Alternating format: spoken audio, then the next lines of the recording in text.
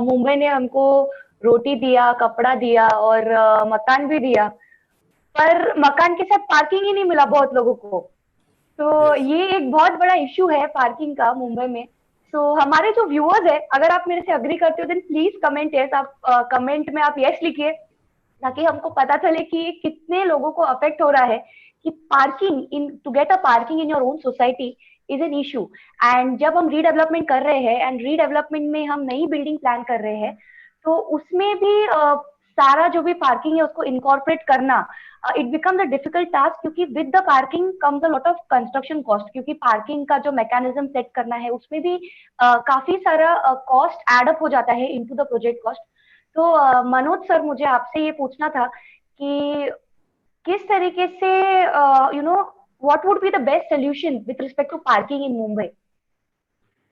Nupur see, जो प्रावधान DCPR में लिखा है वो क्या बता रहा है कि 45 मीटर से नीचे फ्लैट है आपको तो 4 फ्लैट के पीछे आपको एक पार्किंग मिलेगा, और 60 मीटर बिटवीन 45 एंड 60 है आपका फ्लैट का एरिया, तो आपको 2 फ्लैट के पीछे एक कार पार्किंग मिलेगा।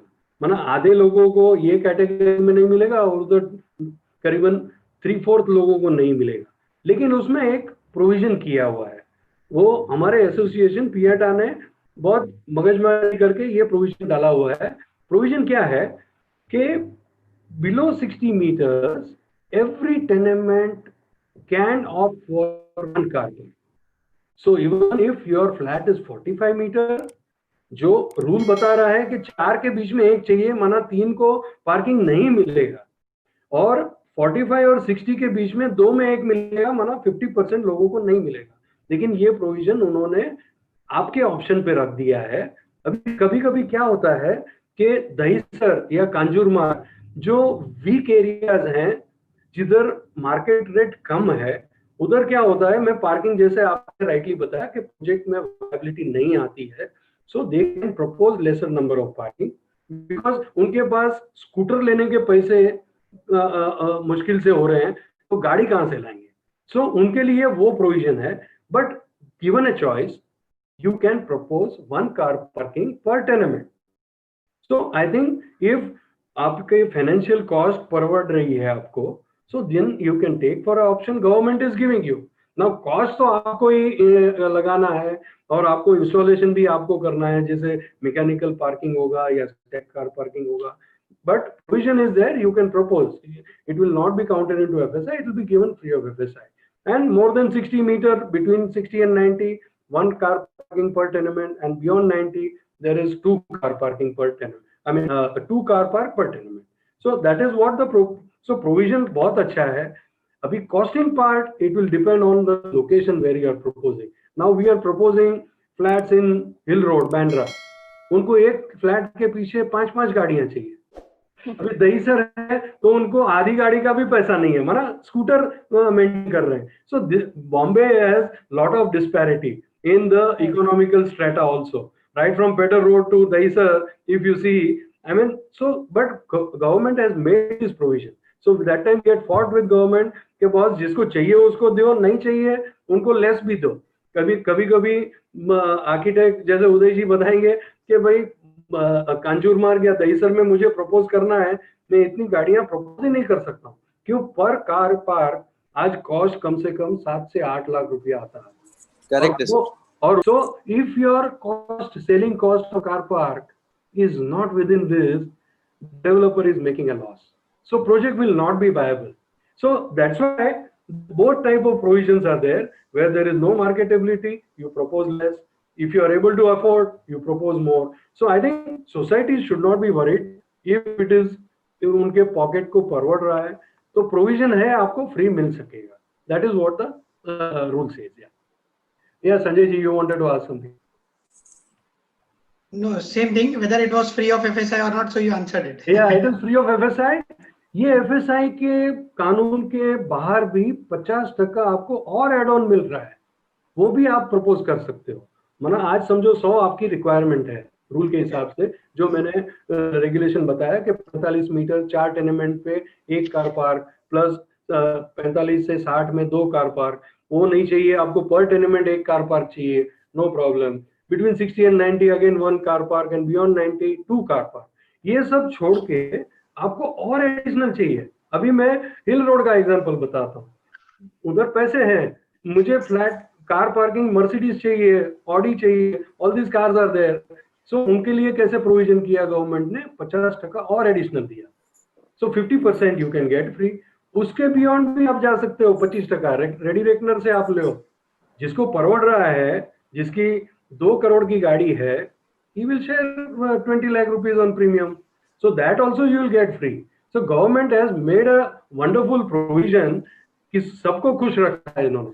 जिसको परवड़ रहा है वो पैसा भरेगा, नहीं परवड़ रहा है he can go for a lesser this thing also. So that 50% is also again free? No, 50% is free. First 50% is free. So 100, suppose 100 is your requirement, 50% is free, then 25% is at a Regner rate, another 25%, लेकिन 200 पे आपको रुकना पड़ेगा। तो 50, 25 बाद में रुकना पड़ेगा। Then you can't have any. आप एंटेलिया नहीं बना सकते। No, I mean, then you बना सकते हो, लेकिन you will have to count it also. Okay.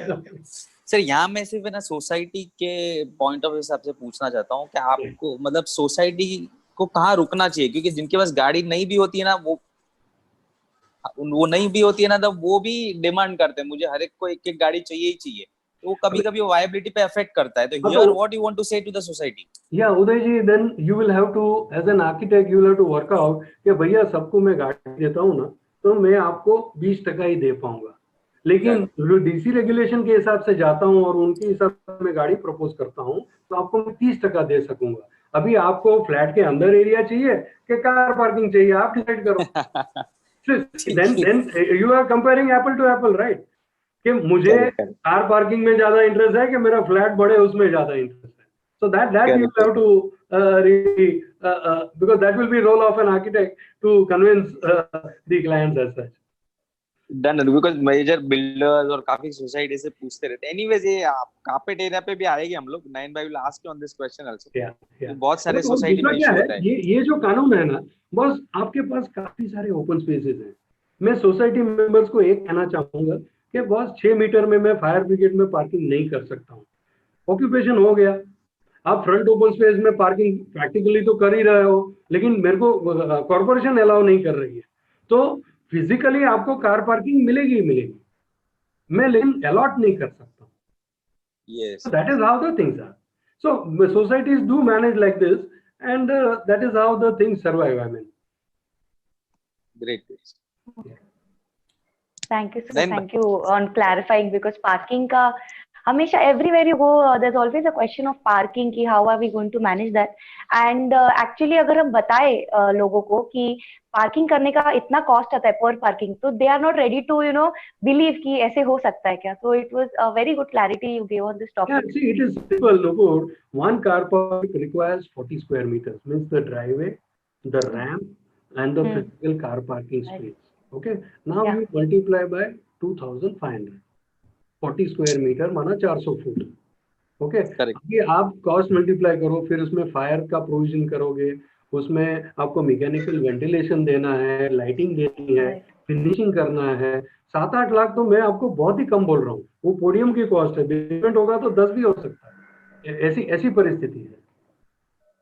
Okay या आई होप आज के व्यूअर्स को ये चीज क्लैरिफाई हुई हो regarding parking, because this is a very one of the very important topic जो आपने बहुत ही सिंप्लीफाई करके हमको बताया।